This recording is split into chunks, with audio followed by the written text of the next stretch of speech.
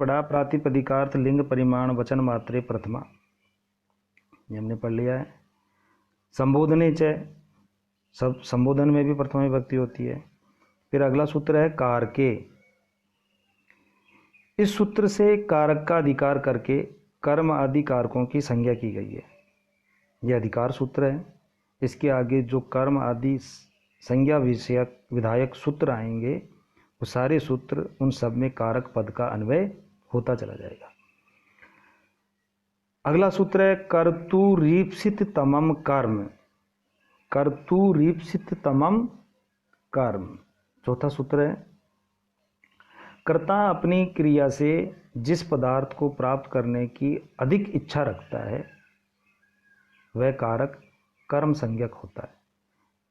अर्थात ये कह सकते हैं कि कर्ता अपनी क्रिया के द्वारा जिसे अत्यधिक चाहता है, अत्यधिक अभीष्टतम होता है, उसकी कर्म संज्ञा हो जाती है। कर्तु की मिति, जो कर्ता की क्रिया द्वारा उसे सबसे अधिक अभिष्ट होता है वह कर्म संज्ञक होता है। ऐसा क्यों कहा? इसलिए कि यदि कोई पदार्थ कर्म आदि को अभिष्ट हो और कर्ता को अभिष्ट न हो तो उसकी कर्म संज्ञा नहीं होती है।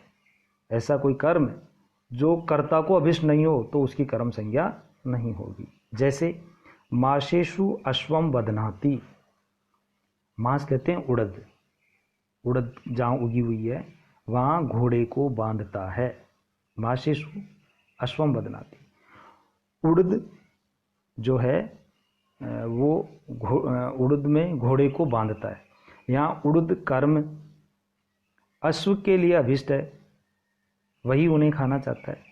कर्ता के लिए उड़द अभिष्ट नहीं है, उसका अभिष्ट तो अश्व को बांधना है। इस हेतु अश्व की कर्म संज्ञा होगी, मांस की कर्म संज्ञा नहीं होगी। मांस बंधन क्रिया का अधिकरण है, अतः माशेषु में सप्तमी विभक्ति हो गई।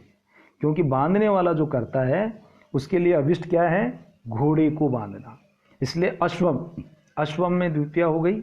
माशेषु कर्ता के लिए अभिष्ट नहीं है, वो घोड़े के लिए अभिष्ट हो सकती है, मांस को खाना यानी उड़द को खाना।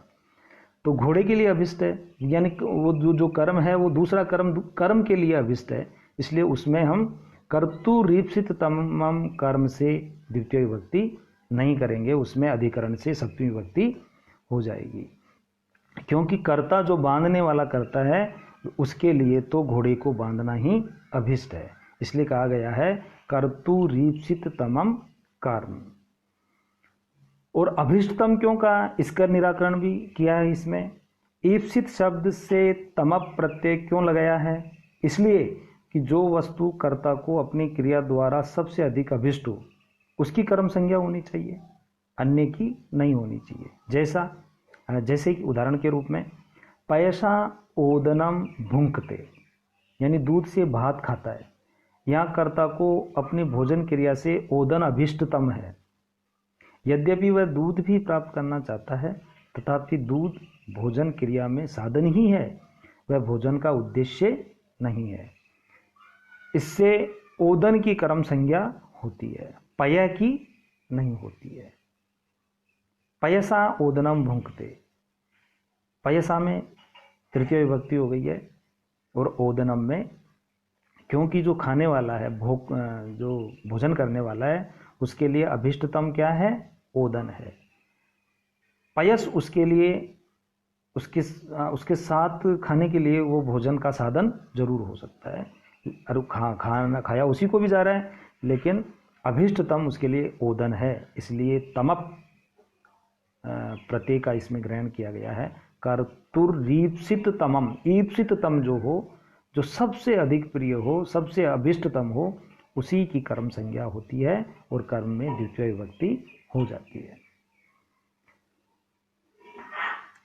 अगला सूत्र है अनअभिहिते।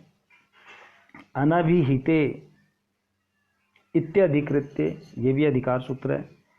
अनअभिहित अर्थ में जिसका अधिकार करके अनअभिहित शब्द का अर्थ है अनुक्त।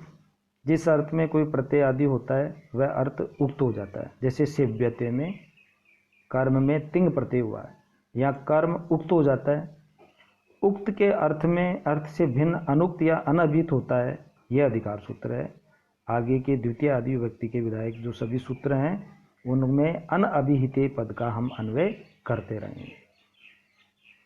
और आगे का जो कारक प्रकरण है उसको अगले वीडियो में पढ़ाएंगे।